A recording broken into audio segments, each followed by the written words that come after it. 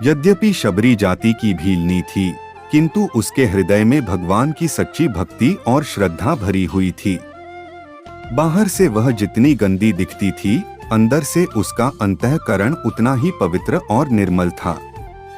वह जो कुछ भी करती भगवान के नाम पर करती। भगवान के दर्शनों की उसे बड़ी अभिलाषा थी और उसे विश्वास भी था कि एक दिन उसे भगवान के दर्शन अवश्य होंगे। शबरी जहाँ रहती थी, उस वन में अनेक ऋषियों के आश्रम थे। उसकी उन ऋषियों की सेवा करने और उनसे भगवान की कथा सुनने की बड़ी इच्छा रहती थी। अनेक ऋषियों ने उसे नीच जाति की होने के कारण कथा सुनाना स्वीकार नहीं किया और श्वान की भांति दुत्कार दिया, किंतु इससे उसके हृदय में न कोई क्षोभ उत्पन्न हुआ और न ही निराशा हुई। उसने ऋषियों की सेवा करने की एक युक्ति निकाल ली। वह प्रतिदिन ऋषियों के आश्रम से सरिता तक का पथ बुहार कर कुशकंटकों से रहित कर देती और उनके उपयोग के लिए जंगल से लकड़ियां काटकर आश्रम के सामने रख देती। शबरी का यह क्रम महीनों चलता रहा, किंतु ऋषि को यह पता न चला कि उनकी यह परोक्ष सेवा करने वाला आखिर है कौन। इस गोपनीयता का कारण यह भी था कि शबरी आधी रात रहते ही जाकर अपना काम पूरा कर आती थी।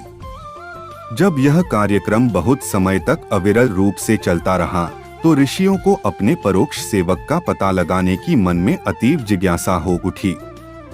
आखिरकार उन्होंने एक रात जागकर पता लगा ही लिया कि यह वही भीलनी है जिसे अनेक बार हम लोगों द्वारा दुत्कार कर द्वार से भगाया जा चुका है। तपस्वियों ने अंत्यज महिला की सेवा स्वीकार करने में परंपराओं पर आघात होते देखा और तब उसे उनके धर्म कर्मों में किसी प्रकार भाग न लेने के लिए धमकाने लगे। मतन ऋषि से यह सब न देखा गया। वे शबरी को अपनी कुटी के समीप ठहराने के लिए ले गए।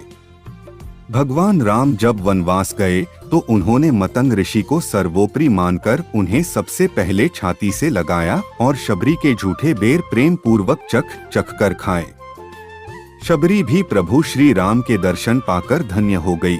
कहानी सुनने के लिए धन्यवाद दोस्तों। कहानी कैसी लगी बताइएगा जरूर। यदि आप मेरे चैनल पर नए हैं तो चैनल को सब्सक्राइब करें और घंटी वाला बटन जरूर दबाएं ताकि आपको आने वाली नई कहानी की नोटिफिकेशन मिल सके। कहानी अच्छी लगी हो तो लाइक और शेयर करना मत भूलना। मिलते हैं नई कहानी के साथ। नमस्कार।